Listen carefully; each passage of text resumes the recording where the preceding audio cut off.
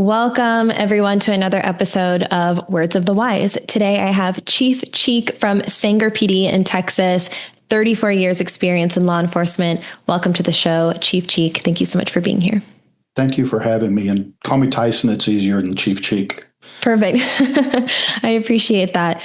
Give us a little background on you. 34 years is a long time to be in this profession. So who are you? How did you get started? And what have the last 34 years looked like for you so far? Well, I came to law enforcement late. I started the Fort Worth Police Academy in 1999, and I was 28 years old and graduated in March of 99, sorry. So having come to the profession a little bit later, I'd like to be able to say I had all of the natural inclinations for coming into law enforcement, the need to serve. And there was some of that, but as much as anything at the time, it was people looking for work. The love for the profession developed early and came quick. My dad was Air Force for about 24 years. And I actually wanted to be a pilot in the Air Force, but my eyes wouldn't let me fly because back then you couldn't have fixed vision. You had to have 20/20 naturally. And so that didn't work out. But the heart for service was there. My brother was Army for a short while. And so 32 years at the Fort Worth Police Department. Multiple positions, started testing shortly after I got there, made captain finally in 2013, held that rank in numerous positions throughout the department until I retired in 2023. Retirement didn't last very long. I wasn't ready to quit, and I also had a young daughter who was fixing to start law school or wanted to go to law school. So I took this department over in 2023, and it's been a blessing to be here. It's been exciting. It's been change manufacturing and change growing since I got here. This department was in a sad state when I got here because of recent nothing bad, just bad morale, and the department was more than half staffed. And I don't want to say the previous chief did a bad job because I don't know that that's necessarily the case, but the people that were here at the time, many of whom left, didn't take to the changes maybe that he was trying to instill. And one day he just decided he couldn't deal with it anymore and walked out. And then here I came in shortly thereafter. I'm happy to say as of yesterday, actually, we're fully staffed now, and morale here is completely different. Troops are happy. Citizens are thrilled with us. And I hope that means I'm doing a good job. I love it. Do you think that, you said that you have a deep love for this career and a heart for service. Do you think that like deep passion and that deep love for what you do was what carried you through your career, especially in the hard times? Much of it. There's a lot of reasons that people come to this job, and anybody who doesn't eventually do this job because of the good that we do, despite the bad that we do. I can recall times at various times during my career when there were different bad circumstances. And I'd have, as a lieutenant, I'd have sergeants come to me and talk about how down they were and how down the troops were because of leadership issues and the easiest thing to tell them was, look, historically, every department, every group of people goes through something like this, and it's cyclical. And all you got to know is it's going to get better. It may get a little worse before it gets better, but it's always going to get better, and things change. And you can't the attitude that you portray to your troops, your positivity or negativity, sorry, man, I can't talk today. Your positivity or negativity impacts them. and they reflect what you put out. And so if you're always walking around moping and you're always walking around being negative, then that's what you're going to get back from them. But rather, if you understand that positive change will come eventually, or things will get better eventually, then you need to portray that to your troops. And Yeah. um, I then the other comment was always, hey, remember why you got into this job. It isn't about being always down on what she sends down to you. It's about doing the job and doing it well. And if you keep pushing those things down to the people who you work for or you work with, then things get better naturally. At least that's what I always felt. Yeah. One of the greatest lessons I learned from one of my mentors was to try to stay level. Like the goal is always to try to stay level. So not getting too high when things are really good, and then not getting too low when things are really bad, and understanding that neither lasts forever. Yeah, You're exactly. never going to be on an uptick forever. You're always going to come crashing down at some point, and you're never going to be in the valley forever, and so how can you mentally and emotionally try to stay level even in the good times and even in the bad times, and it kind of goes back to emotional regulation and really trying to practice that. And it's really hard. I think and I'm not saying don't celebrate the wins, No. and I'm not saying don't feel it like when things are down, and don't have feelings. But I think that resiliency is how quickly can you get back to baseline so that you can keep moving forward. And so I try my hardest. I'm not perfect at this, but I try to remember that, how can I just try to stay level as much as possible?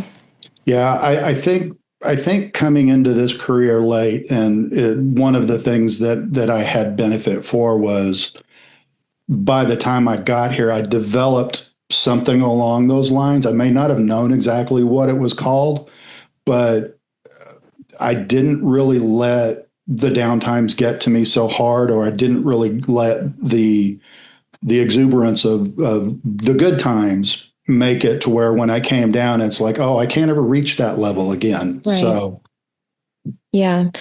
Yeah, and it's difficult, but I think that it's practice and it's trainable, and I think that it's something that we can strive, to have.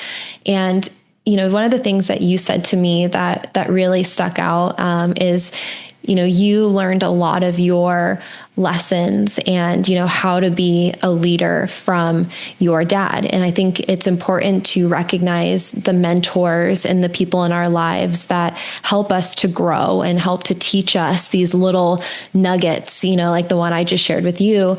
Mm-hmm. What did your dad teach you about leadership? The most important thing I think he taught me was that the way we treat people always comes back to us. The way we treat people impacts the way they feel about their work, the way they feel about their life, the way they feel about themselves, and the way they feel, most importantly, about you as a leader. So in the Air Force, my dad, for my living memory, I mean, obviously, before I could remember things, this wasn't relevant. But we were stationed in Iceland from like 72 to 75, and he was the shop chief for the electrical department, meaning all electrical work on the avionics and stuff went through his stuff. And he had quite a diverse crew. Military was probably far more diverse even back then than most of your other places around. But always the people were treated equally and fairly. We had all sorts of people from our house, from minorities, Filipinos, all of the people that were stationed there that worked for him. At some point, they all came to our house and they were all his friends. They also understood that if there was discipline necessary, it wasn't personal. And he cared about them, that it was carried out in such a way that it was designed to make them improve, not to punish them or harm them. And along with all the leadership classes that I've taken as coming up through the years, that's the goal. It's never to punish people. And the goal is always about trying to make people improve. And probably that treatment of people is where I think I've been most successful in my career, and what I'm most proud of. Yeah. That expression that I'm sure you've heard this before, but they say people don't care how much they know. They want to know how much you care. Mm-hmm. So that's what kind of popped up in my head. And I think we never know, whether this is in our professional or our personal lives, we never know, one, when we're going to need other people. And I don't mean like be nice to people because you think you might need them later. It's not what I mean. But There's been plenty of times where, you run into people later and, if you have those good relationships and you treat people well, like they're going to remember those things, and there's different relationships and opportunities that come from just being a good person and being nice to people. And I also think that for me, like I want to get to the end of this thing and I want people to talk about me and like how good of a person I was, not what I did. But I want them to remember how I treated them, or maybe a conversation we had, or maybe there was something that they learned from me. And I think we sometimes don't realize how much ability we have to impact people's lives, especially if you really try to be the best version of yourself and show up for other people in a kind and authentic way. I think it's funny. I'll relate a story that I don't know if I had a former deputy chief at Fort Worth when I was a captain that worked for me. And I don't know if he meant it derisively or not, but he always called me the touchy-feely captain. So everybody around here, they get hugs. They know that I love them. They know that I care about them, and they know that their well-being is my first and foremost priority. So yeah, I love that. I like that name. I think you should rep that name for sure and wear it proudly. How do you think, and I really mean like kind of tactically, or like what is the tangible steps, or what are the tangible steps that you take to be able to show up as a leader and kind of think outside the box? And what are those things that you do to make sure that people know that you care?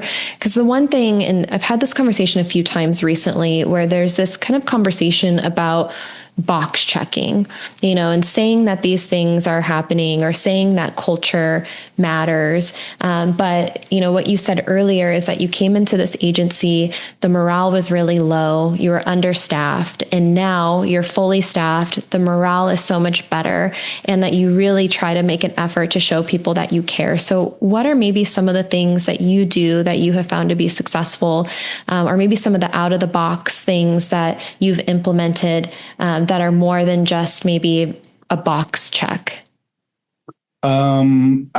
So a few things I can think of. One, and it's far easier, to be fair, it's far easier in a department this size than it is back in Fort Worth. I mean, as a captain in Fort Worth, there were some of the divisions I was over. I was supervising 200 people at any one time, or as many as. Here, there's 22 sworn and 2 civilians, so it's easy for me to walk around and make contact with everybody almost every single day. I stay late all the time to make sure I get to talk to all of my shifts and know that, and spend time with them and talk to them about what's going on in their lives, not just, hey, what's going on at work? What'd you do last night? That sort of thing. The hugging thing wasn't a joke. I hug everybody simply because it's the way I've always been. And it's not just here internally in the department. Had an officer, and I've talked to him about this, and he said it was okay for me to talk about it. He and his wife lost an infant that was within a couple of weeks of being born. And it's the way not only this department rallied around him and took care of him and his family, but also the entire city. Our HR lady was fantastic and amazing, and so I don't think it started here necessarily, but I think the way that she operates, and she's kind of like me in the sense that she's uh, everybody is I call everybody here my I jokingly say my kids. I call them my kids. I'm 62 years old. I'm twice as old as most of these people. And for me, truly, and again, in a department this size, it's easy. I truly feel like they're all family in some form or fashion, and I make sure that I know that's the way they feel about them. But it's like I said, it's easier in a small department like this. Yeah. Then you talked about the size of the department and how it was shorthanded when I got here. The other thing that makes that easy, and probably the biggest improvement that we've had here, is in selecting people.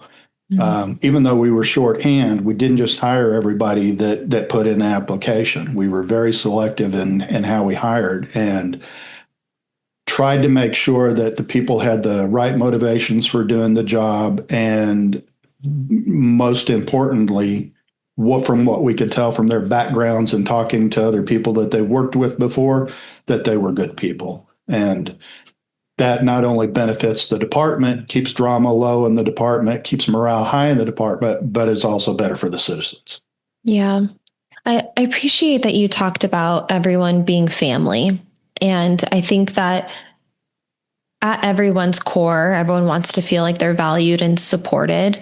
And if you can create an environment that feels that way and that feels like, a second family, then I would imagine that also creates retention and longevity because people want to stay there, right? Like they feel, and I've had a lot of conversations about this where there are a lot of people who are taking pay cuts to go to agencies where they feel like they're going to be valued and supported. And it's not necessarily about all the bells and whistles. It's not necessarily about the money.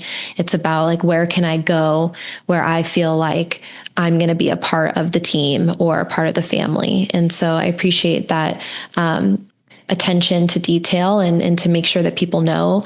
And one of the things that I really truly believe is that positivity is infectious, and so is negativity.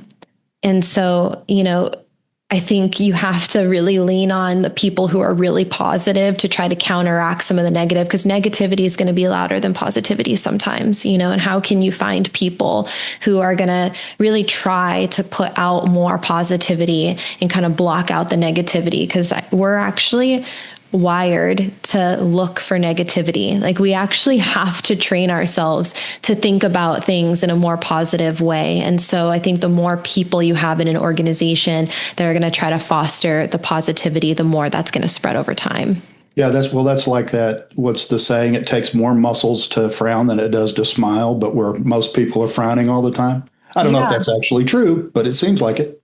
I think that's true, but I could do with more frowning because I have smile lines, I got wrinkles from smiling. So, oh, well.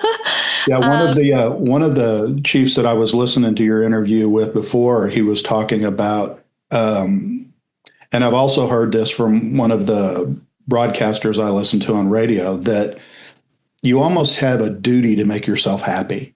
It's a responsibility, because you can't just, if you walk around miserable all the time, then like you said, the people pick up on that, and they'll mirror your misery. It's if you make it a practice to make yourself happy or to be happy, then that makes life a lot more pleasant.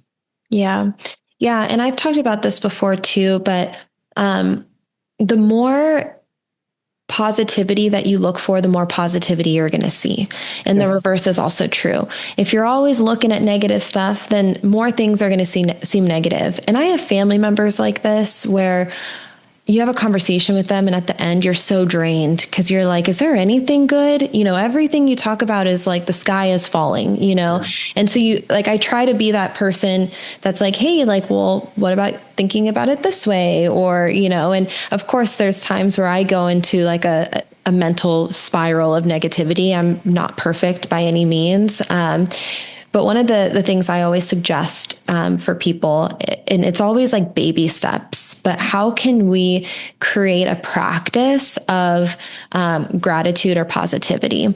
And there's lots of ways that you can do this, but one of the most simple ways that I always preach to everyone is pick one thing that you do every day.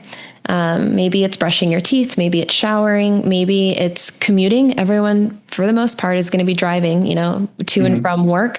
But just pick one activity that you do every day, and then see if you can say like three things that are really positive and good in your life, or three things that you're grateful for during those times. So I'm not asking you to carve out extra time, but like maybe every time you go to work, before you enter the building, just say three things that are good or three things that you're grateful for.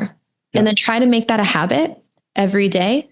And then see how that impacts you throughout the day. And even if you do it one time a week, like I'd be okay with that too, but trying to make a habit of these things. And the more you train your brain to do that, then the more positivity you're going to see. One of the most impactful stories I heard, it was on this podcast, and it was with a gentleman who was part of the FBI.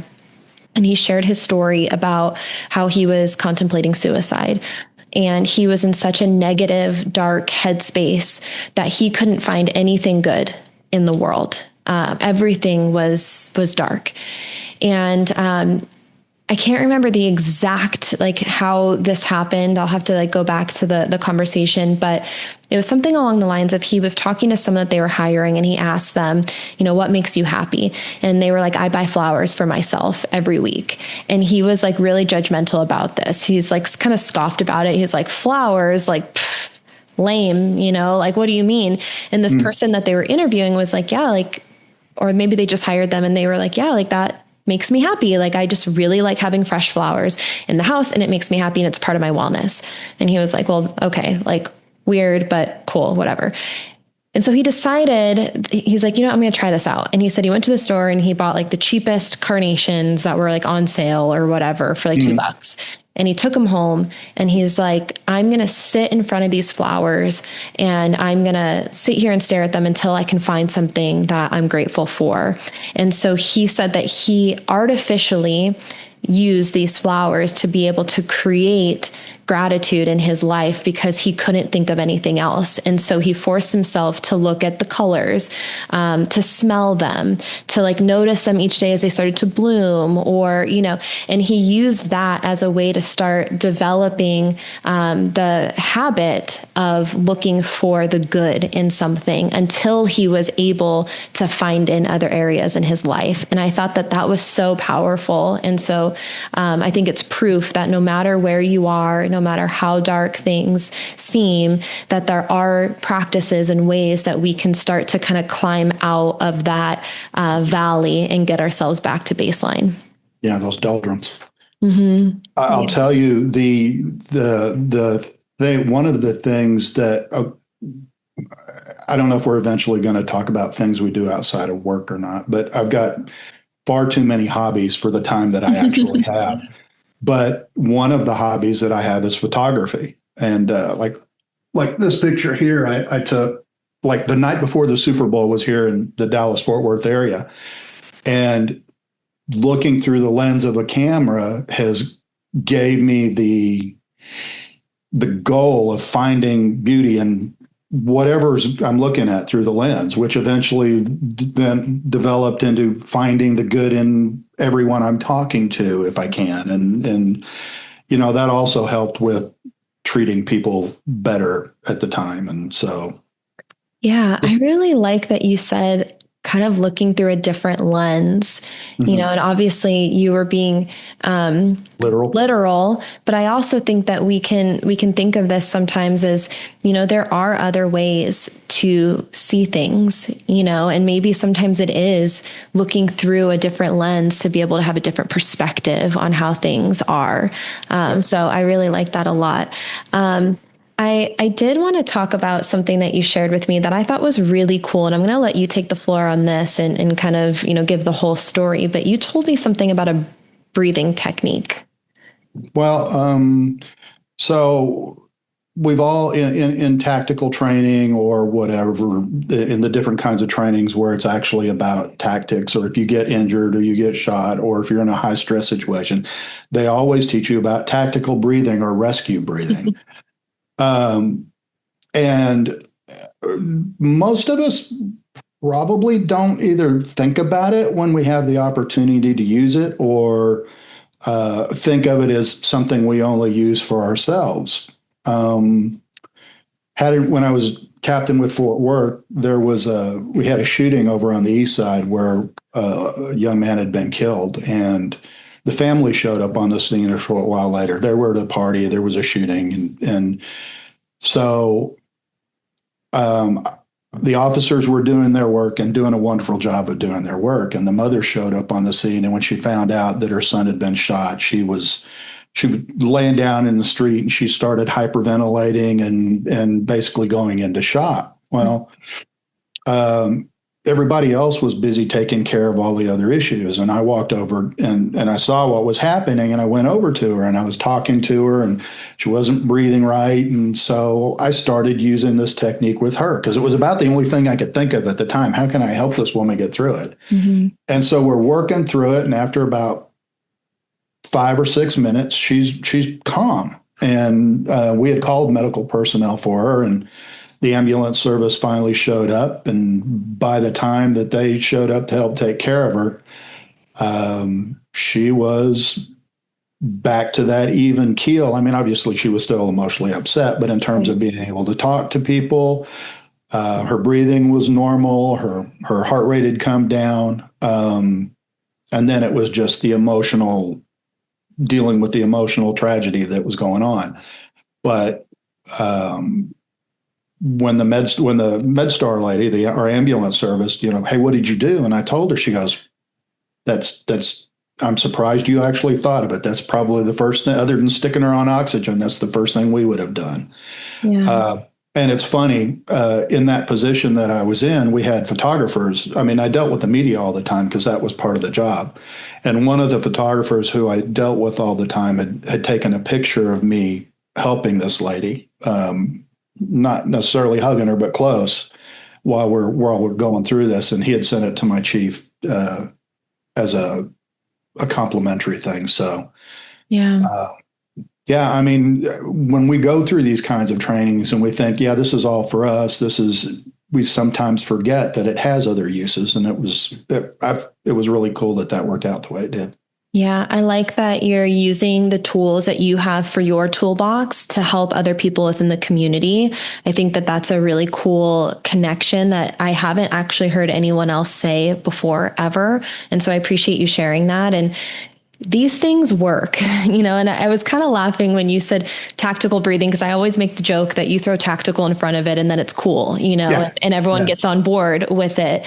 But these breathing techniques, it's all nervous system regulation. That's the idea, right? We're trying to lower heart rate, blood pressure, cortisol, so that you can come back, like you said, that even keel. How can we come out of like that fight or flight and into like our rest and digest, right? And so my question for you, because I hear this all the time, and I think there's a lot of education right now, and I've talked about this before too, but I have like a 3-step process for forward movement that I believe in. It's kind of like a theory. So I think the first step to change or forward movement or growth is awareness, having awareness around the challenges, maybe, areas of improvement. The second one is education. So what are those resources that can help? And, I think that we're kind of stuck in this education. Like, everyone is aware that wellness is important. Everyone's aware of, some of the things that, can be improved upon. And now we have this education. So what are those things? Breathing techniques, mindfulness, we talk about mobility for injury prevention, peer support. There's so many things that are being talked about. And then the last one is action. And I think we kind of stop at education a lot of the times, and there isn't that like actionary or that implementation. And so we know that these things work. We know that there's so much science behind them. We know that it helps you in so many different ways. Why do you think that so many people know that these things work, but then don't implement those things into their lives, or at least maybe not as in a proactive way? Possibly, life is busy. Mm-hmm. When I started the academy, and I mean, sorry, when I started with Fort Worth after I got coached from the academy, I wasn't like a workout warrior or anything when I first started. But about 2 years after I started working with a dude and weightlifting and getting into the physical fitness stuff. I mean, when I graduated the academy, I was still 6'3", but I was 185 pounds. And over the course of about 10 years, I worked up to about 245 pounds, and I've kind of been stuck there for the rest of my life. But I think for a lot of it's just how much time is there in a day and how active are our lives? And how much time are you willing to devote? And then also, are the tools that you're using or the exercising you're using, is the exercises you're using actually what's best for you? Like, if you're a police officer, is bulking up to be a bodybuilder is that type of fitness, is that what you need as a police officer? I'm no expert on that, but I and the other thing is, like I said, I think officers have families.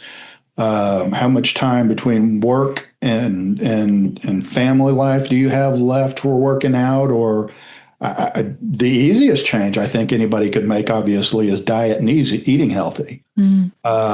But are you willing to make the effort to cut out those sweets, or to cut out the carbs and the breads that we all love and that sort of thing? I don't want to. I don't think there's just one thing you can blame it on, but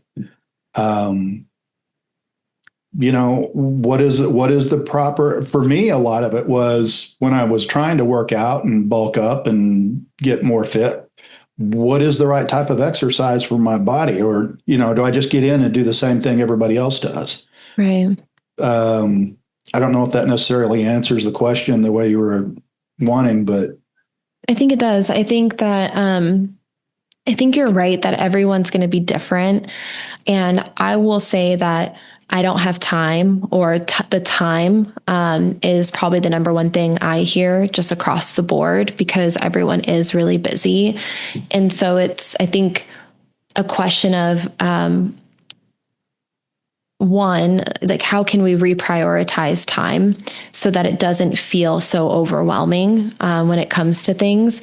But I also think it's connecting to the importance in creating more consistency than leaning on motivation. And what I mean by that is, when we're busy, we don't feel motivated to do things, right? And as you are, maybe choosing convenience. So if we're maybe choosing to eat at the gas station or the fast food restaurant because it's more convenient, or if we're choosing to, flop on the couch and watch 5 hours of Netflix because it's just easier.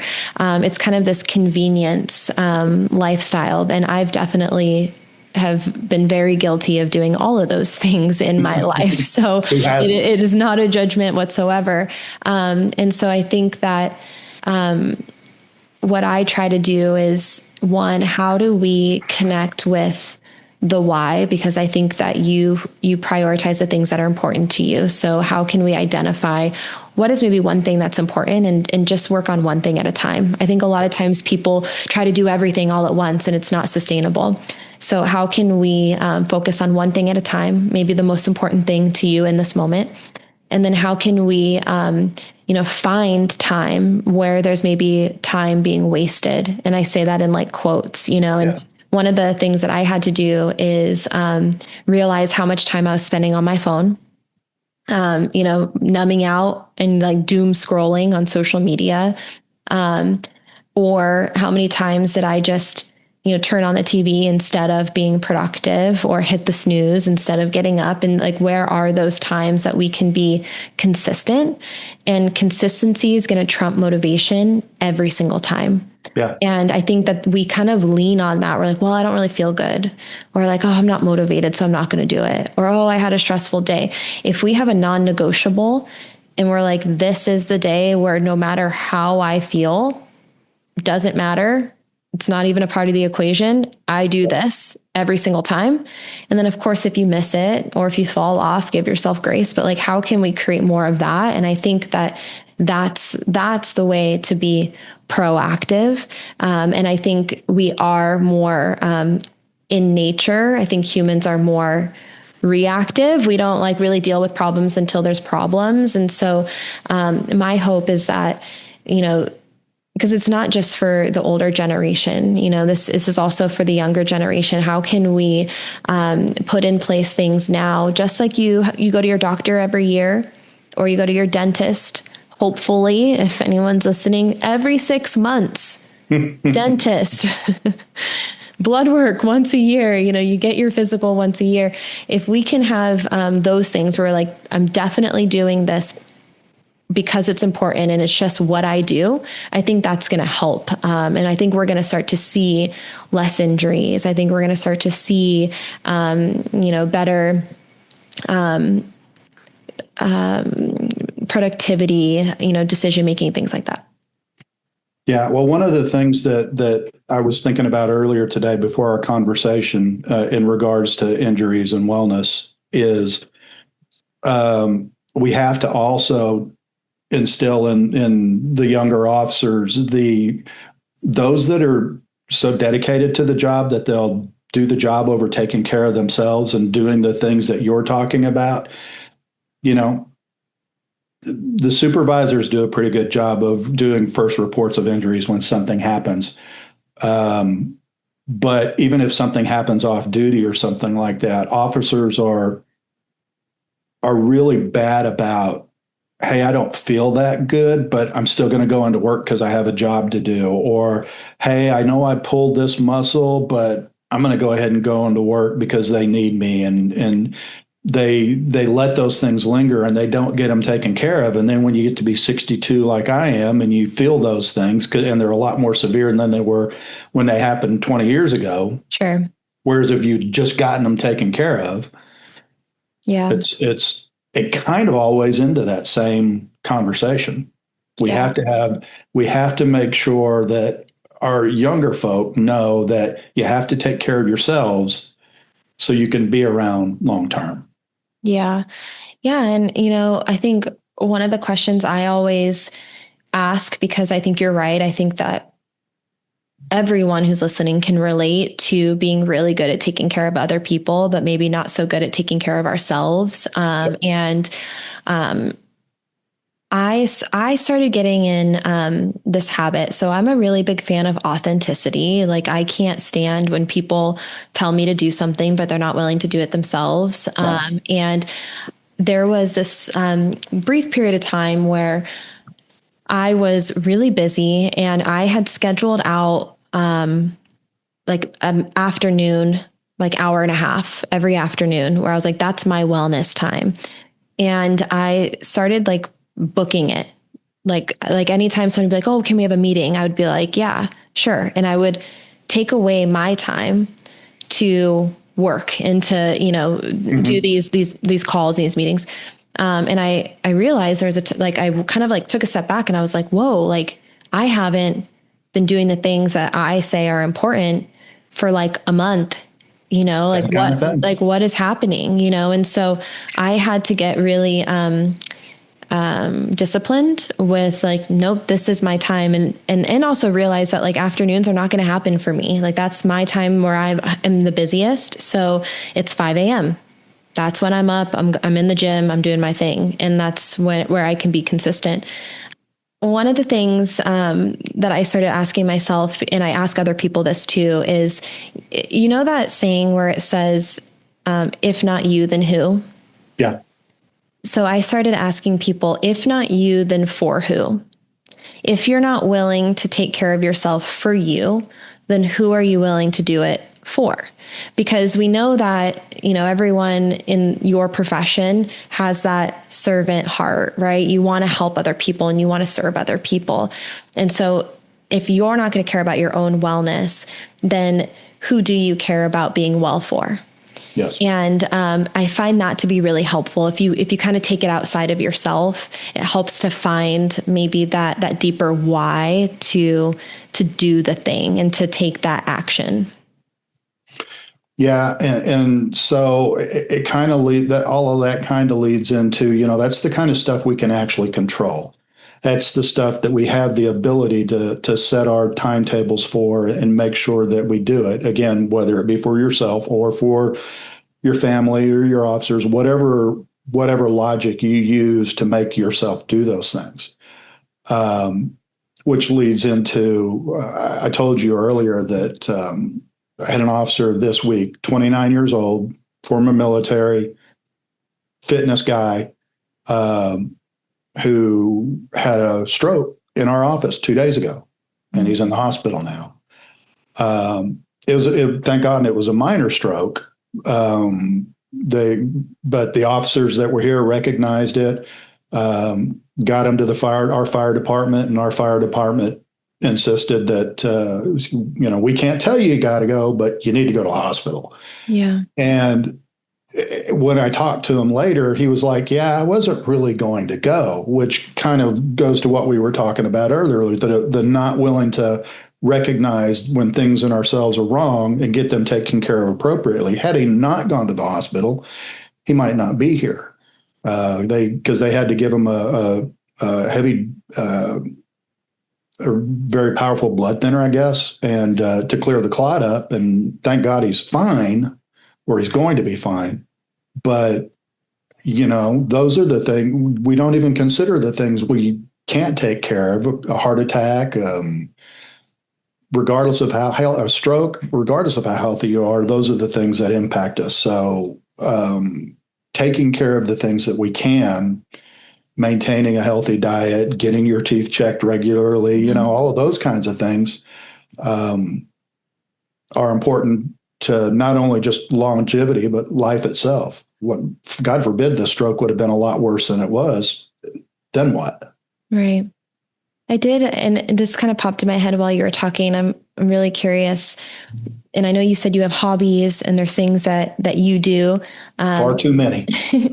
What do you think is the key to longevity, a long and successful career, and still 34 years later having gas left in the tank?